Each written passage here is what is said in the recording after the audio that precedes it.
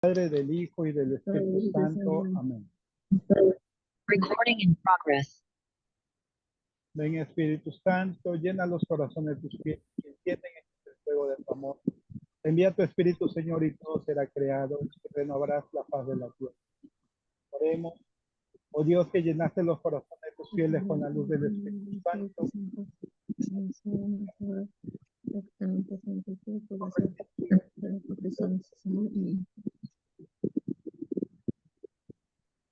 Madrecita del cielo, Casi no se oye. gracias.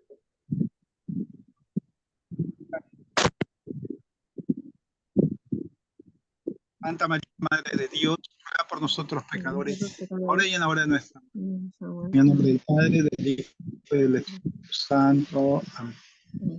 ¿Ya me escucha, hermana Priscila? ¿Sí me escucha bien? A Sí, veces hay una sí, interferencia. sí, le escucho bien. Gracias, hermano, por la invitación. Le agradezco muchísimo a todas las personas por su interés. No sé cuántos de aquí son de Guayaquil, pues yo soy de Guayaquil también, viviendo actualmente en Los Ángeles, California, pero yo soy de Guayaquil. Soy nacida en Guayaquil, ecuatoriana de corazón, y aquí fue donde ocurrió mi conversión, justamente aquí, alejada de mi tierra. Qué casualidad que cuando uno llega a perder lo que uno da por sentado, que es la familia, todo lo conocido, es en donde el Señor se presenta en mi vida y me rescata de la más oscura oscuridad, de la más densa oscuridad en la que yo estuve metida por más de 30 años. Y quisiera yo, antes de comenzar, saber si hay algún formato, si cuánto tiempo es el que tenemos, para más o menos saber cómo vamos a hacer, si vamos a hacer preguntas, cómo lo tiene pensado el hermano. Tenemos 2 espacios de 40 minutos, ya entonces más o menos ahí usted se organiza y necesitamos también al final unas preguntas del público que seguramente las habrá. Entonces, adelante hermana, todos con los micrófonos apagados para que no haya interferencia y la sala es suya, hermana. Bendiciones, muchas gracias. Muchas gracias, hermano. Muchísimas gracias a todos. Bien, como ya el hermano me ha presentado, mi nombre es Priscila. En redes estoy como Priscila de la Cruz. Y no siempre yo fui así, sí. Yo fui criada católica, de cuna católica, madre católica practicante, devota, y criada en colegio salesiano. Hice todos mis sacramentos y todo eso. Mas, sin embargo, en algún momento me perdí. Llegué a la curiosidad del ocultismo desde muy temprana edad, muy temprana edad. Primero como un coqueteo con leer los horóscopos, con leer sobre los viajes astrales, cosas así. Y muy pronto, muy rápidamente, caí en juegos de la Ouija, espiritismo, hechicerías y todo ese tipo de cosas. Con 16 años de edad, yo ya estaba hasta el cuello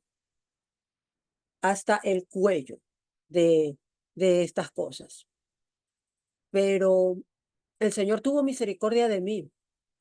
Y después de muchísimos años de que mi madre sufría de verme allí, me rescata el Señor con sus oraciones. Y es por eso que yo ahora siempre mi mensaje trata de llevar a las personas a la oración. Que no nos sorprendamos tanto por el pecado ajeno, sino que hagamos oración por ellos.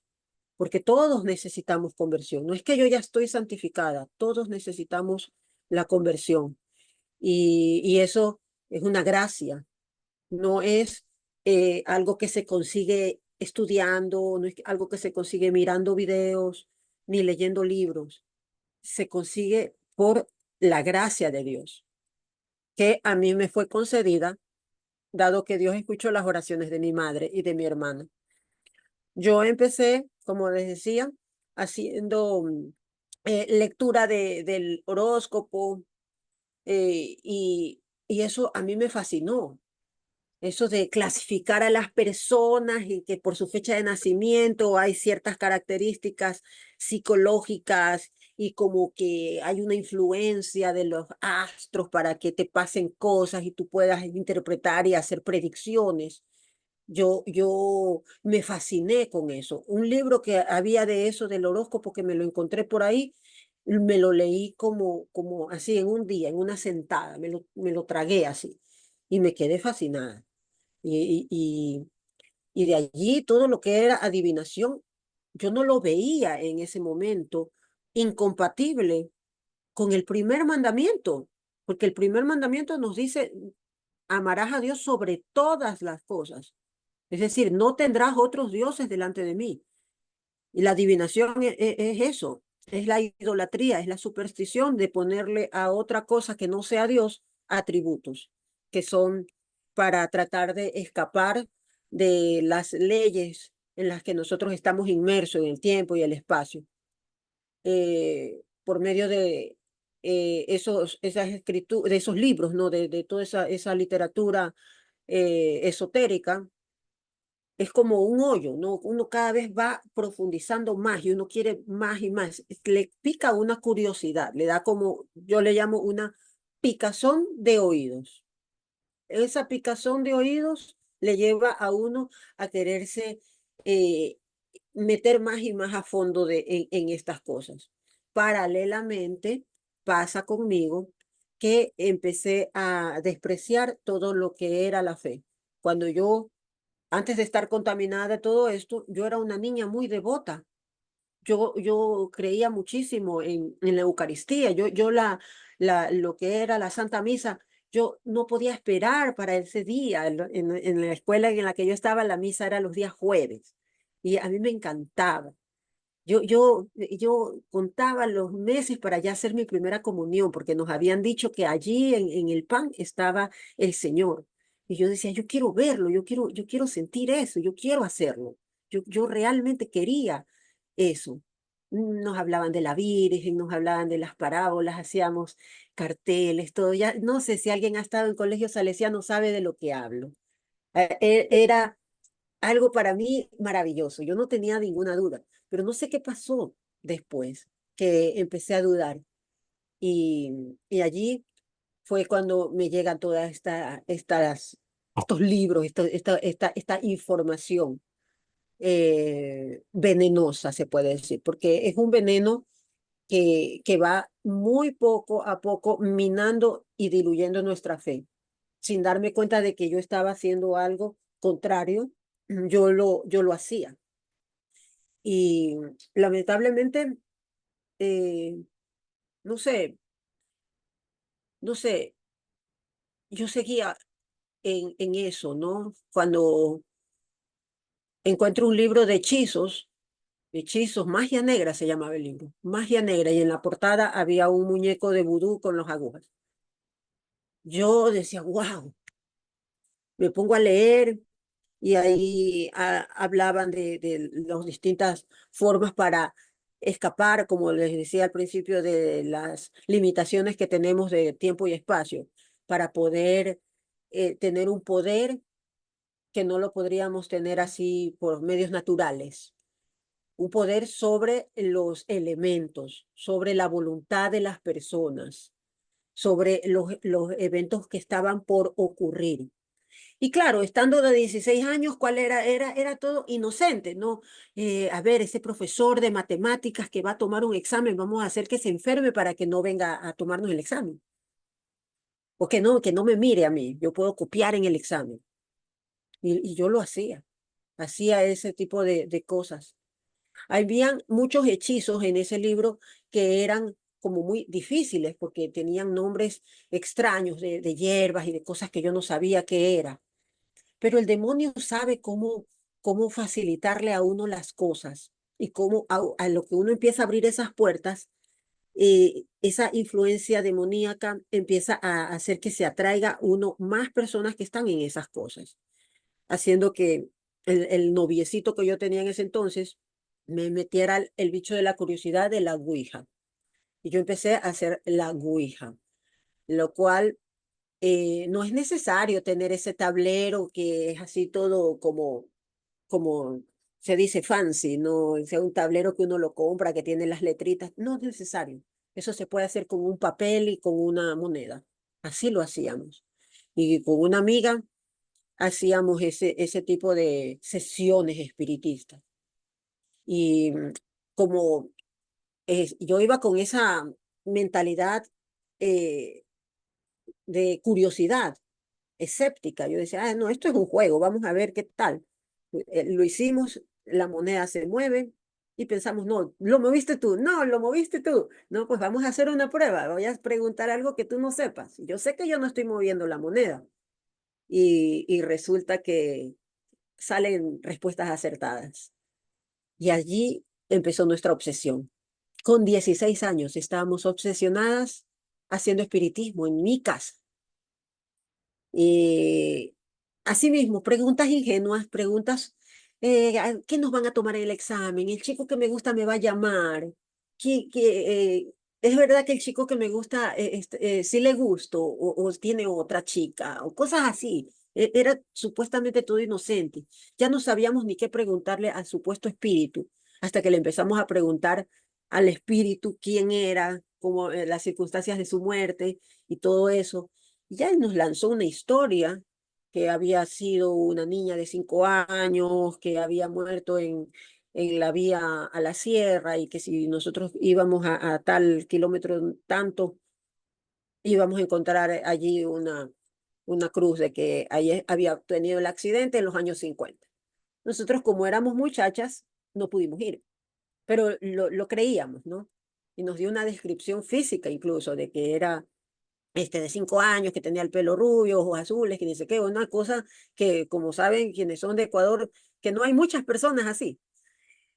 Bien, resulta que un día eh, mi, mi amiga con la que jugábamos la Ouija ya no quiso seguirlo haciendo porque empezó a ocurrir cosas en su casa, cosas inexplicables, como que se movían las cosas en su lugar, se apagaban las luces, se prendían, un frío así como una ráfaga de un frío helado que no tenía explicación. Y ella me dice, ¿sabes qué, Priscila? Yo ya no quiero hacer eso porque ya me está dando miedo, ya están pasando estas cosas. Y yo le dije, ay, eres una cobarde. A mí, en mi casa, ¿qué hacemos? Y en mi casa no pasa nada. Eres una miedosa. Yo ya no lo quiero hacer entonces contigo, me voy a conseguir a otra persona para hacerlo. Y ya nos peleamos y yo ya no sé qué hacía. Yo ya no sé. Hasta hice una represalia con ella que dije, "Ay, como ya no quieres hacerlo, pues debe de haber sido su hermana que estaba celosa porque pasábamos mucho tiempo haciendo la ouija, pues ahora la voy a molestar a la hermana por medio del espíritu". Y yo le dije al espíritu que tome venganza y la hace caer a ella. Inexplicablemente, el momento en que yo hice en mi casa la ouija, a ella le pasó algo. Y luego la hermana, viene mi amiga y me dice lo que había pasado. Me dice, mira lo que pasó, mi hermana sintió que la empujaron de la cama y que dice qué. Y entonces yo dije, jajaja, bien hecho. En lugar de asustarme, yo me alegré. Hasta que me pasó a mí. Yo para ese entonces, yo ya había sacado de mi dormitorio una imagen que yo tenía, esta misma imagen de la Virgen de la Dolorosa. Yo la tenía esta imagen en mi dormitorio, pero yo sentía que me molestaba esa imagen. No la quería ver, me fastidiaba verla y la saqué. Y seguía yo haciendo esas cosas y muchas más que me da un poco de vergüenza decir. Y lo que pasa es que al demonio no soporta a Nuestra Señora, no la soporta. Entonces él fue el que me impulsó, sácala, y yo la saco. Y fue allí entonces cuando se manifiesta y como que se le posesiona a una niña, una vecinita de nosotros que tenía las características físicas de las que se había descrito el espíritu, ¿no? Era una niña pequeña de 5 años, lengüita mocha, sí, no se le entendía lo que hablaba, Y así mismo, pelito rubio, ojos azules. Y la niña, un día que estaba yo haciendo los deberes ahí en el suelo, yo tenía 16 años, yo quiero que quede claro lo joven que yo era. Yo estaba así y viene esta niña y de la nada me habla con una voz que no era la de ella y me dice, deja que los muertos entierren a sus muertos. Y yo me quedé, ¿qué? Y la miro. ¿Qué dices? Porque habló clarito. Ella era lengua mucha. Y yo le dije, repite. Y, y ella no me repitió y ahí siguió, como que volvió a ser la que era siempre y se fue corriendo. Y yo me quedé, ¿qué? ¿Por qué dijo eso? Esa misma tarde nos llaman por teléfono para informarnos que mi bisabuela había fallecido en ese momento. Y yo me quedé, deja que los muertos, o sea, ¿por qué citas la Biblia? ¿Por qué citas justamente esto?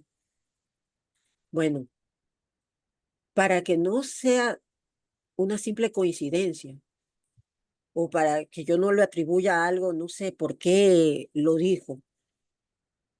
A una vecina mía se le presenta a esta niña vestida de blanco como con una bata de dormir blanca, el pelo suelto en la casa, a eso de las 5 de la tarde, que no tenía por qué estar con ropa de dormir.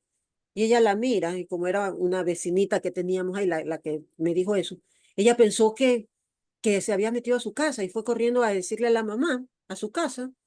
Y cuando qué sorpresa que llega a su casa y la encuentra que la niña estaba ahí en su casa, vestida como normalmente, con pantaloncito y con el pelo cogido, con una trenza. O sea, y ella viene y me sorprendida y me dice, ¿sabes qué? Se me presentó esta niña vestida de otra forma y ahí sí yo me asusté, porque era como que la misma, no sé, por qué se posesionaba en ella, la misma descripción que me había dado a mí el supuesto espíritu.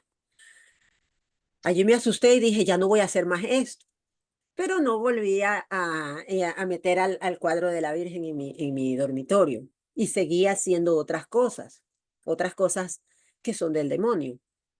Ya no la Ouija, según yo, le tenía respeto, ¿no? A eso sí hay que tenerle respeto, pero mientras tanto seguía haciendo conjuros, seguía haciendo, tratar de hacer viajes astrales, que es tratarse de salir del cuerpo. Trataba de hacer cosas que igual estaban mal. Y ya no quería ir a misa, ya para nada. La misa era como que no, yo que voy a ir a eso, es aburrido. Hasta que me pasa algo terrible en la casa, que fueron testigos mis demás familiares, en donde se presenta este espíritu ya no en forma de niña, sino en forma de una mujer mayor, anciana, muy siniestra, decrépita, pero siniestra. Era negra, horrible, haciendo un sonido en la ventana que despertó a toda mi familia, porque pensaron que era algún ladrón que estaba tratando de forzar la entrada. Mi papá incluso como pensaba que era una persona, un ladrón, salió con un arma. Y mi hermana se despierta. Todos nos asustamos, pero yo la vi. Y yo les gritaba, no, es una vieja, es una vieja. Y era, y ellos no me escuchaban, ellos salieron a ver y allí en la esquina habían unos muchachos de vecinos de la cuadra. Y decía, pero no vimos a nadie. Yo allí me di cuenta que ese espíritu de la supuesta niña en realidad no era, era mentira, no era una niña, era un espíritu siniestro, era un demonio. Mi madre en ese momento hizo bendecir la casa, echó agua bendita, igual seguían ella me decía, yo veo sombras, veo como que alguien me mira. Eso fue terrible. Estuvimos así infestados la casa por un buen tiempo hasta que mi madre hizo bendecir la casa y todo eso, pero la casa quedó liberada, pero yo los demonios me los quedé por dentro, por mucho tiempo, por mucho tiempo. El demonio que más me atacaba era el de la rebeldía. Yo ya no quería obedecer a mi mamá, yo le mentía, yo me escapaba para hacer cualquier cosa, obviamente pecaminosa, eh, y me metí cada vez más en más cosas así extrañas de la nueva era. Como por ejemplo me leí ese libro de la supuesta metafísica cristiana, que no es ni metafísica ni es cristiana, que es muy conocido, se llama Metafísica Cristiana 4 en 1 de Connie Méndez. Ese libro es completamente anticristiano, es gnosticismo. Eso no es cristianismo, no es catolicismo, pero se engaña, tuerce, distorsiona. Ahí supuestamente explica el verdadero significado esotérico del Padre Nuestro.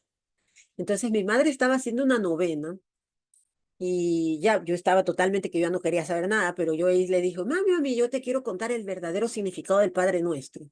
Ahí estaban todas con sus señoras que les gustaba rezar y les dije un montón de barbaridades que mi mamá se quedó sorprendida y fue al sacerdote y le contó.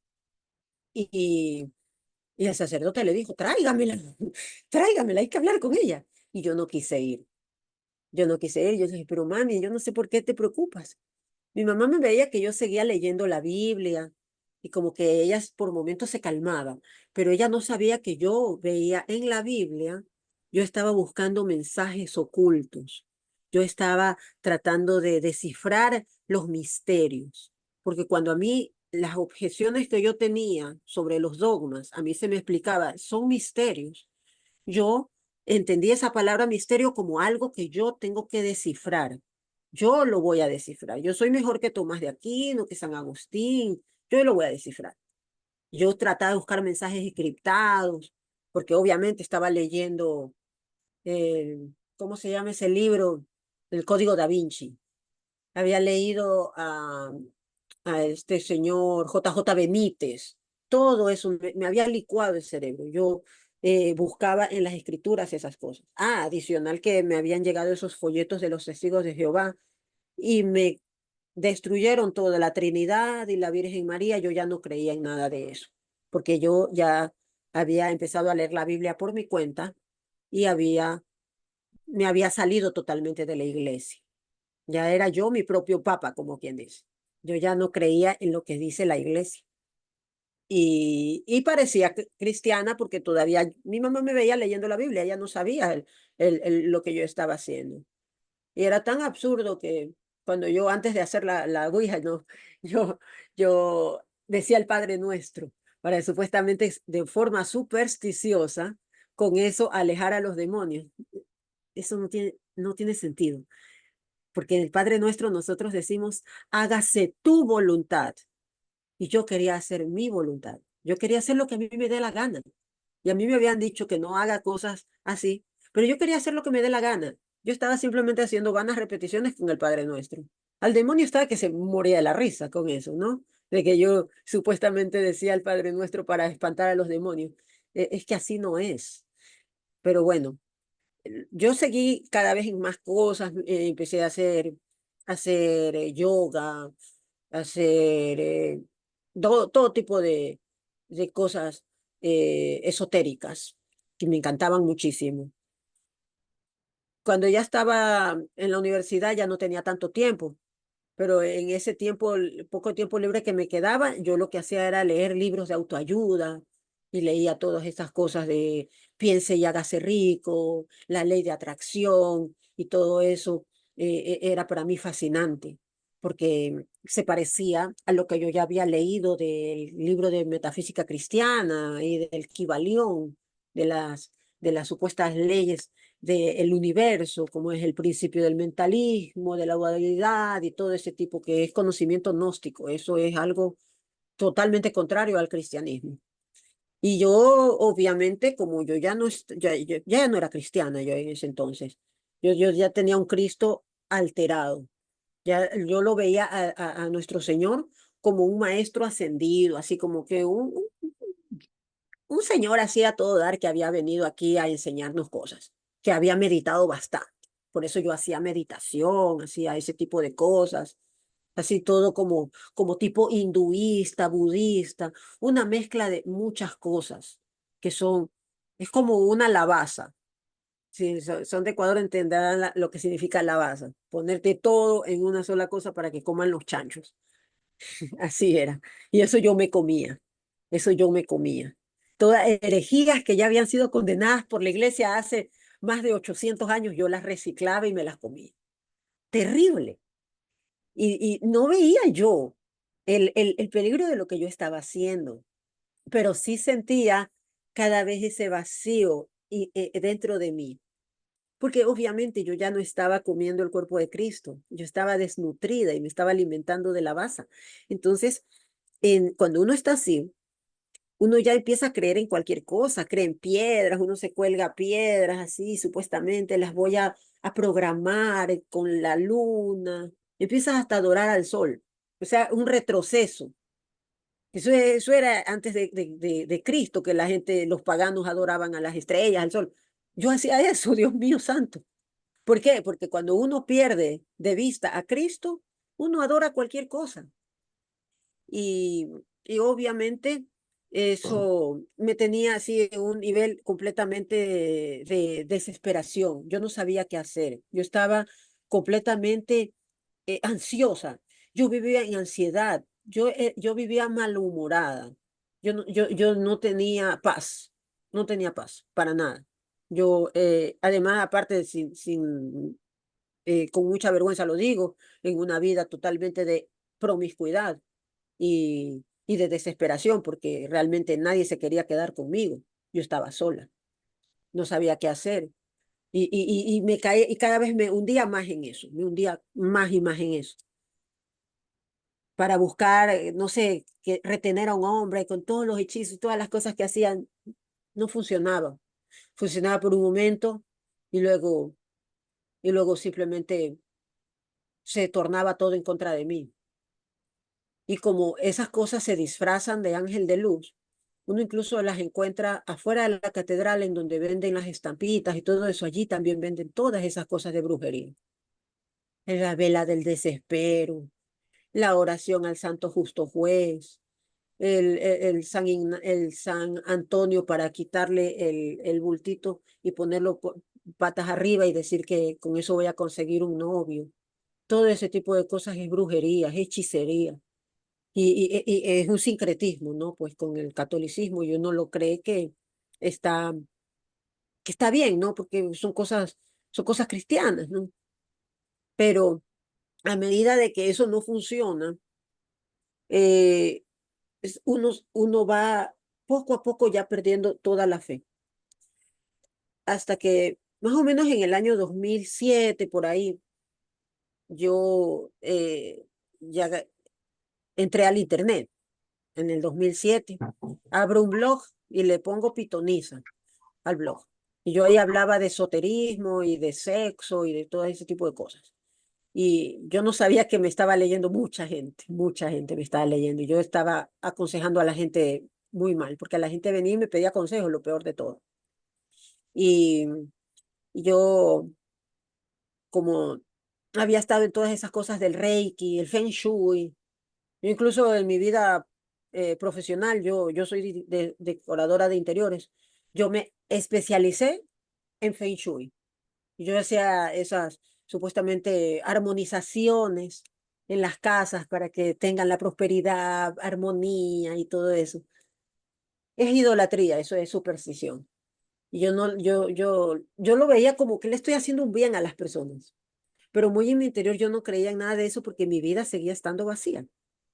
Pero la gente me pagaba para que yo les haga esas tales armonizaciones. La gente me pagaba y me pagaban por metro cuadrado. Yo les cobraba. Sí, y una persona que tenga para pagar eso a una decoradora especializada en Feng Shui, significa que es una persona que tiene plata. Entonces las casas eran grandes. Entonces yo, por cada casa, yo me metía mínimo $500. Por una casa así modesta, pequeña. Cuando eran esas casas grandes, así vía la costa, vía San Borondón, esa era la verdadera plata. Incluso tuve un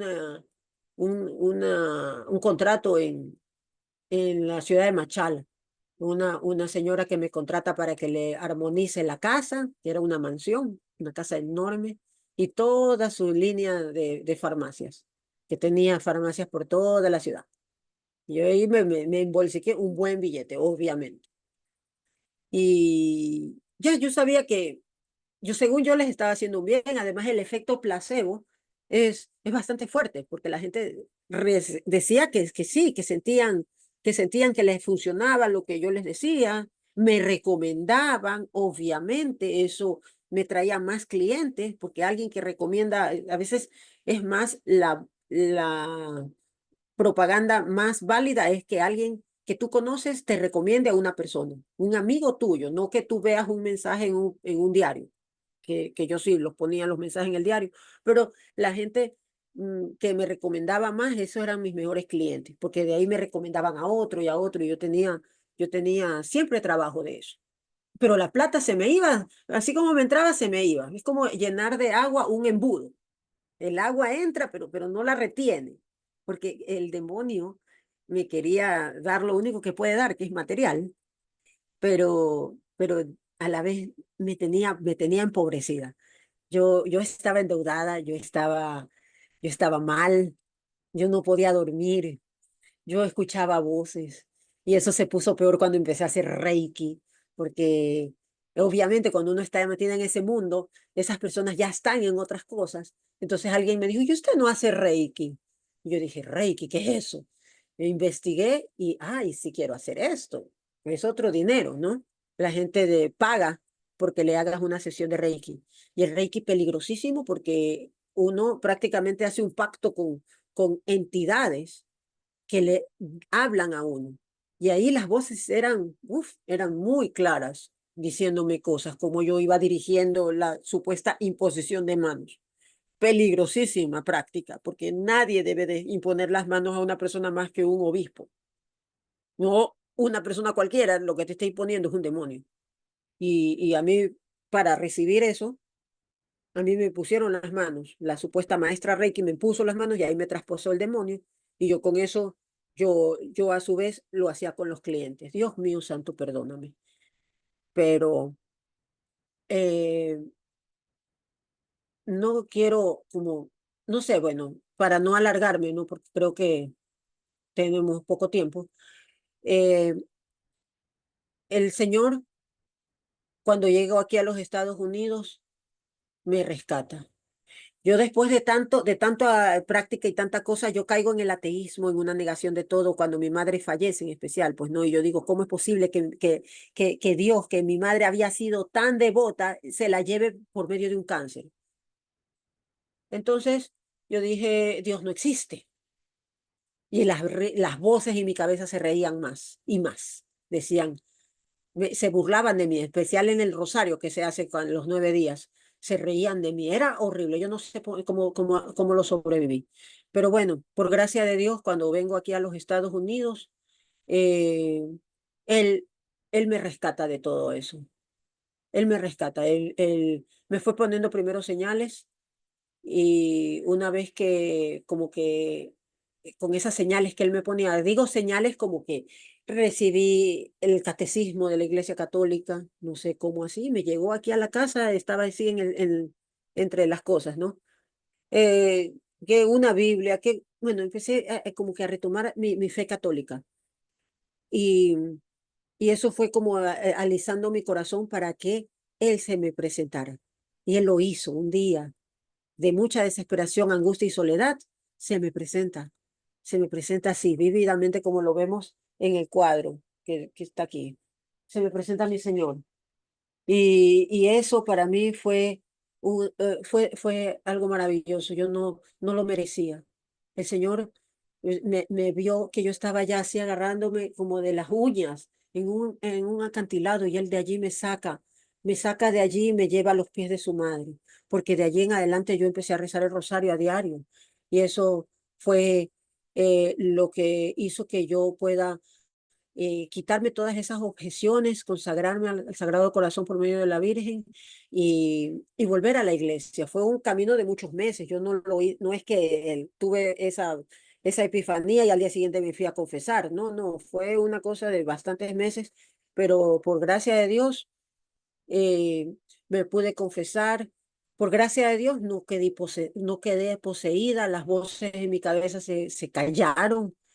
Hago rosario lo más frecuente posible, tomo la Eucaristía lo más frecuente posible y, y ha sido algo maravilloso. Ahora en adelante lo que yo hago es alabar al Señor y darle gloria por las cosas que él ha hecho por mí, porque sin él yo no estaría aquí, yo quién sabe, seguiría leyendo las cartas, seguiría haciendo cualquier cosa. Él me salvó, él me rescató, él salva. Si tienes algún familiar perdido en estas cosas, reza por él, que el Señor escucha. Mi madre no me alcanzó a ver convertida, pero el Señor me rescató y yo sé que ella desde algún lugar me está mirando. Yo les agradezco, aquí se termina el tiempo y vamos a tener una segunda sesión, me dijeron. Así que eh, creo que en la siguiente sesión vamos a hacer preguntas o si necesitan algo saber específico. Les agradezco muchísimo y que Dios me los bendiga. Que Dios me los bendiga. No sé, tengo menos de un minuto. Nos volvemos a unir en el mismo link. En medio minuto se corta. Gracias, hermana Miguelito. ¿Crees que cortamos aquí para empezar con la segunda parte? Sí, correcto, ya se va a cortar. Hay tiempo todavía para preguntas. No creo que haya ningún Nos tiempo. volvemos a unir, nos volvemos a unir. Ok.